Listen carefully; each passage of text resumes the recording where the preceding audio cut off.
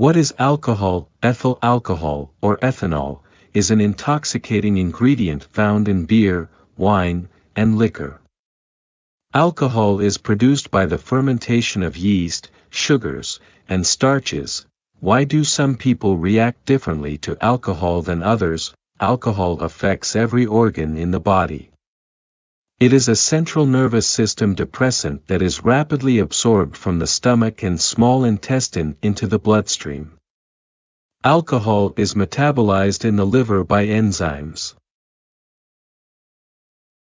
However, the liver can only metabolize a small amount of alcohol at a time, leaving the excess alcohol to circulate throughout the body. The intensity of the effect of alcohol on the body is directly related to the amount consumed.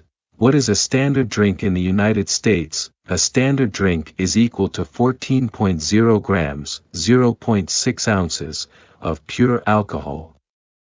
Generally, this amount of pure alcohol is found in 12 ounces of beer, 5% alcohol content, 8 ounces of malt liquor, 7% alcohol content. 5 ounces of wine, 12% alcohol content, 1.5 ounces or a shot of 80 proof, 40% alcohol content, distilled spirits or liquor, example, gin, rum, vodka, whiskey. Is beer or wine safer to drink than liquor? No. One 12-ounce beer has about the same amount of alcohol as one 5-ounce glass of wine or 1.5-ounce shot of liquor.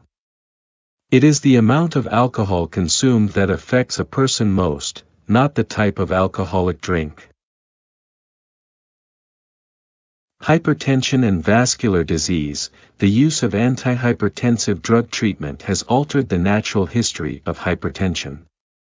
Whereas congestive heart failure, cerebral hemorrhage, and renal failure were the major complications of untreated severe hypertension, myocardial infarction and thrombotic stroke have emerged as the major problems in treated hypertensives. None of the major therapeutic trials in hypertension have provided evidence that reducing blood pressure reduces the risk of atherosclerotic complications of hypertension.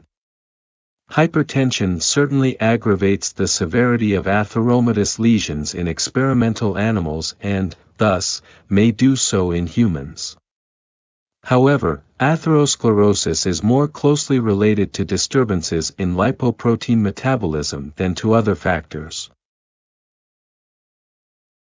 The common finding that serum cholesterol is raised in hypertensive patients may be due to atherosclerosis being the primary lesion, with the hypertension as a secondary complication rather than the primary lesion. Apparent and true resistant hypertension. Definition, prevalence and outcomes. Resistant hypertension, defined as blood pressure, BP, remaining above goal despite the use of or equals 3 antihypertensive medications at maximally tolerated doses, one ideally being a diuretic, or BP that requires or equals 4 agents to achieve control, has received more attention with increased efforts to improve BP control rates and the emergence of device-based therapies for hypertension. This classically defined resistant group consists of patients with true resistant hypertension, controlled resistant hypertension and pseudo-resistant hypertension. In studies where pseudo-resistant hypertension cannot be excluded, for example, 24H ambulatory BP not obtained, the term apparent resistant hypertension has been used to identify apparent lack of control on or equals 3 medications.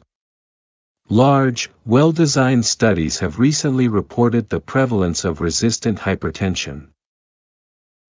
Pooling prevalence data from these studies and others within North America and Europe with a combined sample size of greater than 600,000 hypertensive participants, the prevalence of resistant hypertension is 14.8% of treated hypertensive patients and 12.5% of all hypertensives. However, the prevalence of true resistant hypertension, defined as uncontrolled both by office and 24H ambulatory BP monitoring with confirmed medication adherence, may be more meaningful in terms of identifying risk and estimating benefit from newer therapies like renal denervation. Rates of cardiovascular events and mortality follow mean 24H ambulatory BPs in patients with resistant hypertension, and true resistant hypertension represents the highest risk. The prevalence of true resistant hypertension has not been directly measured in large trials, however, combined data from smaller studies suggest that true resistant hypertension is present in half of the patients with resistant hypertension. Is present in half of the patients with resistant hypertension who are uncontrolled in the office. Our pooled analysis shows prevalence rates of 10.1% and 7.9% for uncontrolled resistant hypertension among individuals treated for hypertension and all hypertensive individuals, respectively.